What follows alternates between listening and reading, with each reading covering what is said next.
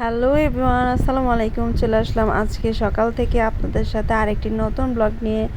আজকে সকাল থেকে কি করলাম না করলাম সবই আপনাদের সাথে শেয়ার করব। আজকে সকালে ঘুম থেকে এমনিতেই উঠতে লেট হয়ে গেছে, তাই সকালে আজকে আর রুটি বানাইনি, আলু ভর্তা করে রাতের ভাত ছিল সেটাই খেয়ে নাস্তা করে ফেলেছি। আর তাড়াতাড়ি আজকে যেহেতু শুক্রবার বাসায় সবাই থাকবে, এই জন্য রান্নাটা একটু দ্রুত করে ফেলছিলাম।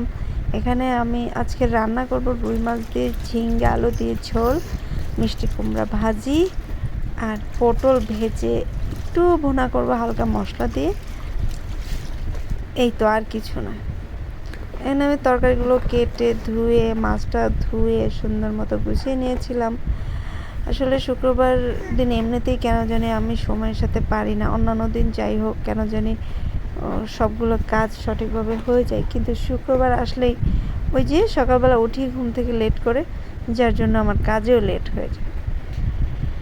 এদিকে আমি আমি যে প্যানটাতে পটল ভাজছিলাম সেই প্যানের তেলেতে আবার মাছ ভেজে নিলাম। মাছটা ভেজে আমি ঝিঙ্গা আর আলু দিয়ে রান্না করব।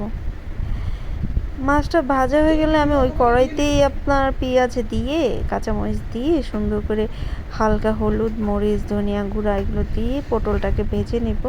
বেশি একটা পানি দিব না, এই মশলার মধ্যেই যতটুকু হবে তেলটা বের করে আমি ভেজে নেব। এভাবে পটলটা খেতে খুব মজা লাগে।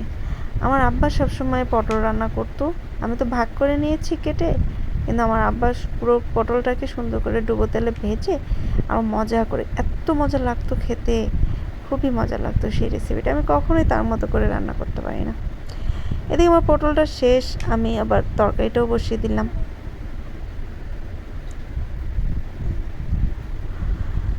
তরকারিটা হতে হতে আমি আবার নিচে বসে বসে কুমড়া কেটে নিচ্ছিলাম। সেটা ক্লিপটা আপনাদের সাথে শেয়ার করা হয়নি, কারণ হচ্ছে এক হাতে ভিডিও এক হাতে রান্না এক হাতে কোটা করলে আসলে সবগুলো জিনিস আমি মেনটেন করতে পারি না, যার জন্য একটা স্কিপ হয়ে যায়, একটা হয় একটা স্কিপ হয় এরকম।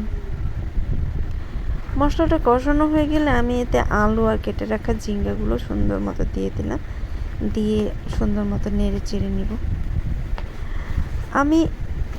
আমার ভালোই লাগে যখন তরকারি রান্না করি, দেখতে তো ভালোই লাগে, খেতেও মাশাআল্লাহ আলহামদুলিল্লাহ খুবই মজা হয়। আমার কাছে তো মনে হয় খুবই মজা। কার কাছে কেমন লাগে সেটা তো আমি জিজ্ঞাসাই করি না, কারণ জিজ্ঞাসা করলে হয়তো মজা হলেও বলবে মজা হয় না, এই জন্য আমি আর জিজ্ঞাসাই করি না। যাই হোক, আমার তরকারিটাও হয়ে গেছে, আমি ঝোল দিয়ে মাছগুলোও দিয়ে ফেলেছি।